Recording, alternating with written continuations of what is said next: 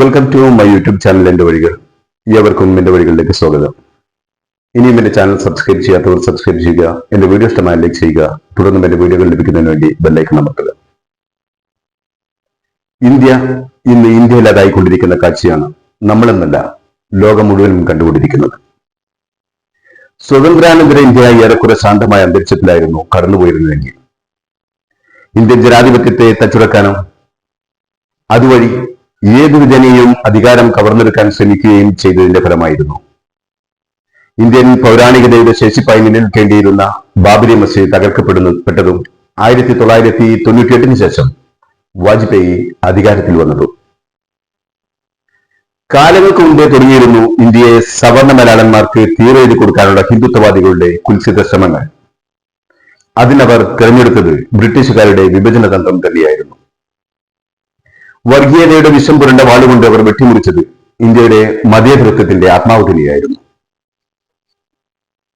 ബാബരി മസ്ജിദിലെ ചിതറിത്തെറിച്ച ശിലാവശിഷ്ടങ്ങൾക്ക് മുകളിൽ കുമിഞ്ഞുകൂടിയ കബന്ധങ്ങൾക്ക് മുകളിലായിരുന്നു വാജ്പേയി സർക്കാരിന്റെ സിംഹാസനത്തിന്റെ കാലുകൾ ഉറപ്പിച്ചത്. അതോടുകൂടി B J P Bajrang Dal, Vishwa Hindu Parishad, RSS തുടങ്ങിയ ശക്തികൾ മനസ്സിലാക്കി വർഗീയതയ്ക്ക് ഇന്ത്യൻ മണ്ണിൽ വളക്കൂറുണ്ടെന്നും അത് വോട്ട് ബാങ്കാക്കി മാറ്റാൻ കഴിയുമെന്നും നിരന്തരം കലാപങ്ങളും അട്ടിമറികളും നടപ്പിലാക്കി ഹിന്ദുത്വ ശക്തികൾക്ക് ഹരം പകരാൻ കൂടെ കൂടെ മുസ്ലിങ്ങൾ വേട്ടയാടപ്പെട്ടു.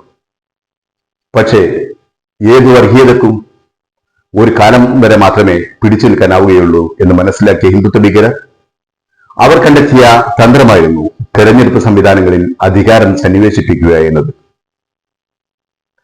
അത് 2014 മോദി അധികാരത്തിൽ വന്നതോടെ പൂർണ്ണതോതിൽ നടപ്പിലാക്കുകയും ചെയ്തു.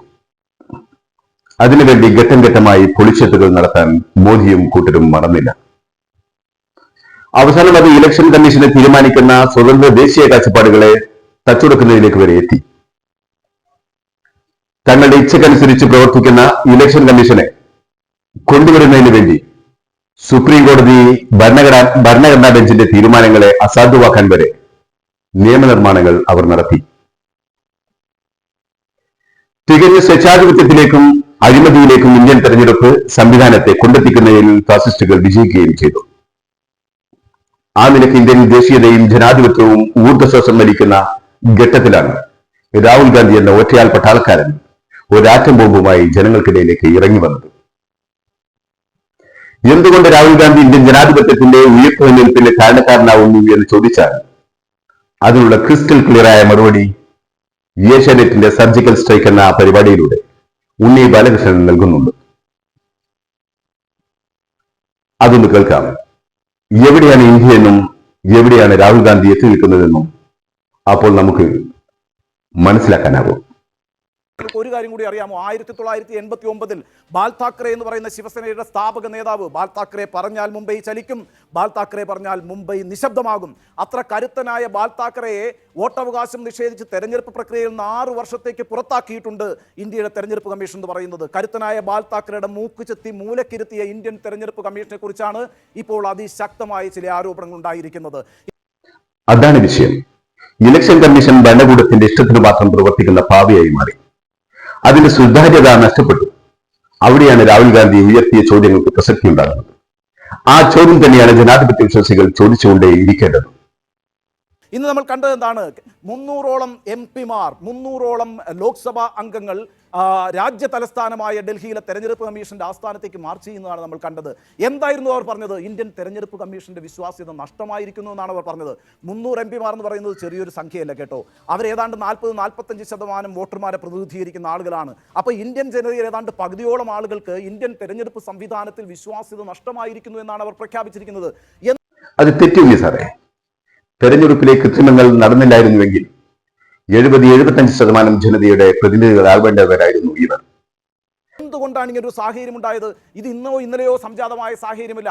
കഴിഞ്ഞ ഏതാനും വർഷങ്ങളായി ഇന്ത്യൻ തെരഞ്ഞെടുപ്പ് കമ്മീഷന്റെ പ്രവർത്തനങ്ങളെക്കുറിച്ച് വിവിധ രാഷ്ട്രീയ പാർട്ടികളും പൊതുജനങ്ങളും തന്നെ പല സംശയങ്ങളും മുന്നോട്ട് വെക്കുന്നു എന്നുള്ളതാണ്. ഈ ഇന്ത്യൻ തെരഞ്ഞെടുപ്പ് കമ്മീഷനെ രൂപീകരിക്കുന്നത് മുതൽ സംശയങ്ങൾ ആരംഭിക്കുകയാണ്. പ്രിയപ്പെട്ട പ്രേക്ഷകരെ, 2023 സുപ്രീം കോടതി വളരെ നിർണായകമായ ഒരു വിധി പ്രസ്താവം നടത്തി. സുപ്രീം കോടതിയിൽ 5 അംഗ ഭരണഘടനാ ബെഞ്ചാണ് ആ വിധി പ്രസ്താവം നടത്തിയത്. എന്തായിരുന്നു? ഒരു കേന്ദ്ര തെരഞ്ഞെടുപ്പ് കമ്മീഷനെ എങ്ങനെ നിയോഗിക്കണമെന്ന് സംബന്ധിച്ച നിർദ്ദേശമാണ് ഭരണഘടനാ ബെഞ്ച് മുന്നോട്ട് വെച്ചത്. അതിനൊരു സമിതി ഉണ്ടാകണം. ആ സമിതിയിൽ 3 അംഗങ്ങൾ ഉണ്ടാകണം. ആ സമിതിയിലെ അംഗമായിരിക്കണം പ്രധാനമന്ത്രി, ആ സമിതിയിലെ അംഗമായിരിക്കണം പ്രതിപക്ഷ നേതാവ്. ഇവരെ കൂടാതെ സുപ്രീം കോടതിയുടെ ചീഫ് ജസ്റ്റിസും ഈ സമിതിയിൽ ഉണ്ടാകണമെന്നാണ് ഭരണഘടനാ ബെഞ്ച് പറഞ്ഞത്. പക്ഷേ 2023 ഒരു നിയമനിർമ്മാണത്തിലൂടെ സുപ്രീം കോടതിയുടെ ഈ വിധിയെ കാറ്റിൽ പറത്തുകയാണ് നരേന്ദ്രമോദി സർക്കാർ ചെയ്തത്. എന്താണ് മോദി സർക്കാർ തീരുമാനിച്ചത്? സുപ്രീം കോടതി ചീഫ് ജസ്റ്റിസിനെ അങ്ങ് ഒഴിവാക്കി.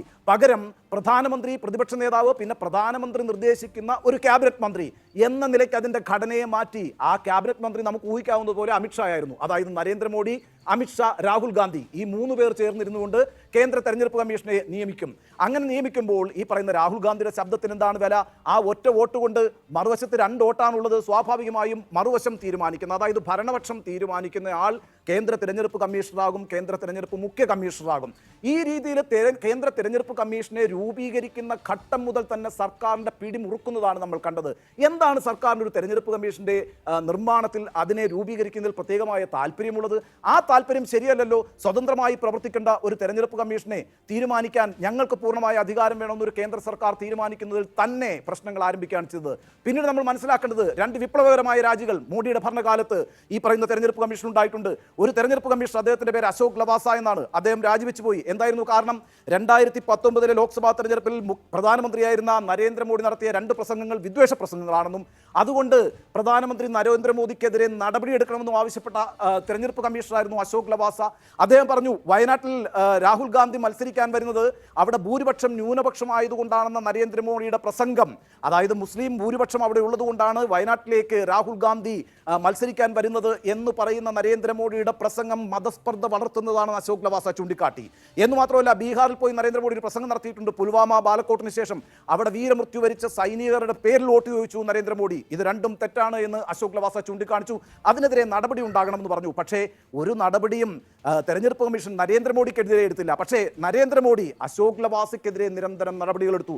എന്തായിരുന്നു ചെയ്തത്? അശോക് ലവാസയുടെ വീട് ഇൻകം ടാക്സ് റെയ്ഡ് ചെയ്തു. അദ്ദേഹത്തിന്റെ ഭാര്യയുടെ സ്ഥാപനം, അദ്ദേഹത്തിന്റെ മകന്റെ സ്ഥാപനം, അദ്ദേഹത്തിന്റെ സഹോദരിയുടെ സ്ഥാപനം ഒക്കെ ഇൻകം ടാക്സ് റെയ്ഡ്. ആ ഇൻകം ടാക്സ് റെയ്ഡ് നടത്തിയതിന് പിന്നാലെ രാത്രിക്ക് രാത്രി രാജിവെച്ച് അശോക് ലവാസ എന്ന തെരഞ്ഞെടുപ്പ് കമ്മീഷണർ രാജിവെച്ച് ഇന്ത്യ വിട്ടു എന്നുള്ളതാണ് വസ്തുത. ഇതായിരുന്നു തെരഞ്ഞെടുപ്പ് കമ്മീഷണർ ഇറങ്ങിയ ഒരു നാടകം. മറ്റൊരു തെരഞ്ഞെടുപ്പ് കമ്മീഷണറായ അരുൺ ഗോയലും ഇതുപോലെ തന്നെ രാജിവെച്ചപ്പോഴാണ് 2024 ലോക്സഭാ തെരഞ്ഞെടുപ്പ് പ്രഖ്യാപിക്കാൻ ഏതാനും ദിവസങ്ങൾക്ക് മുമ്പാണ് ഒരു തെരഞ്ഞെടുപ്പ് കമ്മീഷണർ രാജിവെച്ചത്. ഇന്ത്യയിൽ അത് വലിയ വിവാദമായ വിഷയമായിരുന്നു. അദ്ദേഹവും തെരഞ്ഞെടുപ്പ് കമ്മീഷനുമായി മുഖ്യ തെരഞ്ഞെടുപ്പ് കമ്മീഷനും തമ്മിലുള്ള തർക്കത്തെ തുടർന്നാണ് ഈ പറയുന്ന രാജിവെച്ചത്. ഈ അർത്ഥത്തിലൊക്കെ ഇന്ത്യൻ തെരഞ്ഞെടുപ്പ് കമ്മീഷന്റെ വിശ്വാസ്യതയെ സംബന്ധിച്ച് പലതരത്തിലുള്ള വിമർശനങ്ങൾ രൂപപ്പെട്ടിരിക്കുന്ന ഒരു സാഹചര്യമുണ്ടായി. 2019 ലോക്സഭാ തെരഞ്ഞെടുപ്പിന്റെ കാലത്ത് രാജ്യത്തെ വിരമിച്ച 66 IAS ഉദ്യോഗസ്ഥർ ഇന്ത്യൻ രാഷ്ട്രപതിക്ക് ഒരു കത്തെഴുതി. ആ കത്തിൽ പറഞ്ഞിരിക്കുന്നത് അവരാരും ഏതെങ്കിലും രാഷ്ട്രീയ പാർട്ടിയുടെ ഭാഗമായിരുന്നില്ല, അവരൊരു രാഷ്ട്രീയ കക്ഷിയുടെ നേതാക്കളോ പ്രവർത്തകരോ അണിയോ അല്ല.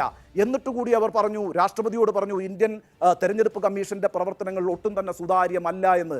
2024 അത് ആവർത്തിച്ചു. 93 വിരമിച്ച IAS ഉദ്യോഗസ്ഥർ ഇന്ത്യൻ രാഷ്ട്രപതിക്ക് വീണ്ടും കത്തെഴുതി, ഈ തെരഞ്ഞെടുപ്പ് കമ്മീഷൻ കേന്ദ്ര സർക്കാരിന്റെ മുന്നിൽ മുട്ടിലിഴയുകയാണ് എന്ന്. ആ അർത്ഥത്തിലൊക്കെ വലിയ വിവാദങ്ങൾ തെരഞ്ഞെടുപ്പ് കമ്മീഷനുമായി ബന്ധപ്പെട്ട് നിൽക്കുമ്പോഴാണ് കഴിഞ്ഞ ദിവസം ഒരു ആറ്റം ബോംബ് തന്നെയാണ് കേട്ടോ, സംശയമൊന്നുമില്ല.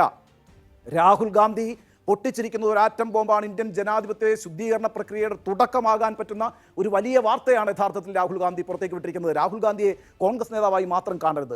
അദ്ദേഹം ഇന്ത്യൻ രാജ്യത്തിൻ്റെ ഒരു പ്രതിപക്ഷ നേതാവാണ്, അതിശക്തനായ പ്രതിപക്ഷ നേതാവാണ്. ആ പ്രതിപക്ഷ നേതാവ് ഇന്ത്യൻ തെരഞ്ഞെടുപ്പ് സമ്പ്രദായത്തെക്കുറിച്ച് ഏതെങ്കിലും ഒരു സംശയം ഉന്നയിച്ചാൽ അതിനെ ഗൗരവത്തോടെ തെരഞ്ഞെടുപ്പ് കമ്മീഷൻ കാണണം. കേന്ദ്ര സർക്കാർ തെരഞ്ഞെടുപ്പ് കമ്മീഷനെ ന്യായീകരിക്കാൻ വരണ്ട, ഏതെങ്കിലും രാഷ്ട്രീയ പാർട്ടിയും തെരഞ്ഞെടുപ്പ് കമ്മീഷനെ ന്യായീകരിക്കാൻ വരണ്ട. തെരഞ്ഞെടുപ്പ് കമ്മീഷൻ ഒരു ഭരണഘടനാ സ്ഥാപനമാണ്. അതിന് നേരിട്ട് ഉത്തരവാദിത്വം വോട്ടർമാരായ ഇന്ത്യൻ ജനങ്ങളോടാണ്. അവരുടെ പ്രവർത്തനത്തെക്കുറിച്ച് എന്തെങ്കിലും ഒരു സംശയം ഉന്നയിക്കപ്പെട്ടിട്ടുണ്ടെങ്കിൽ ആ സംശയം ഇല്ലാതാക്കുക, ദൂരീകരിക്കുക എന്നുള്ളത് പ്രാഥമികമായും തെരഞ്ഞെടുപ്പ് കമ്മീഷൻ എന്ന് പറയുന്ന ഭരണഘടനാ സ്ഥാപനത്തിന്റെ ഉത്തരവാദിത്തമാണ്. അവർ രാഹുൽ ഗാന്ധിയെ വെല്ലുവിളിക്കുകയല്ല വേണ്ടത്, തെളിവ് ചോദിക്കുകയല്ല വേണ്ടത്. എൻ്റെ വീട്ടിലോ നിങ്ങളുടെ വീട്ടിലോ ഒരു കള്ളൻ കയറിയാൽ നമ്മൾ കള്ളനെ പിടിച്ചു കൊടുത്താൽ മാത്രം പോരാ, കള്ളന് പിടിച്ചു കൊടുക്കുന്നതിൻ്റെ സാഹചര്യ തെളിവുകൾ കൂടി പോലീസ് സ്റ്റേഷനിൽ ഹാജരാക്കണമെന്നൊരു സ്ഥിതി വന്നാൽ ആ നീതി നിർവഹണത്തിൻ്റെ അർത്ഥം എന്താണ്?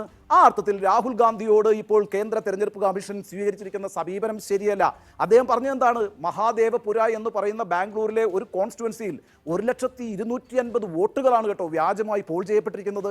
ആ ഒറ്റ കോൺസ്റ്റിറ്റ്യുവൻസി ഒരു കാൻഡിഡേറ്റിന്റെ വിജയത്തെ തീരുമാനിച്ചു എന്നാണ്. ഇതൊരു ചെറിയ ആക്ഷേപമല്ല. ചോറ് വെന്തോ എന്ന് നോക്കാൻ എല്ലാ വറ്റുമെടുത്ത് പരിശോധിക്കേണ്ട, 2 വട്ടെടുത്ത് ഞെക്കി നോക്കിയാൽ മതി.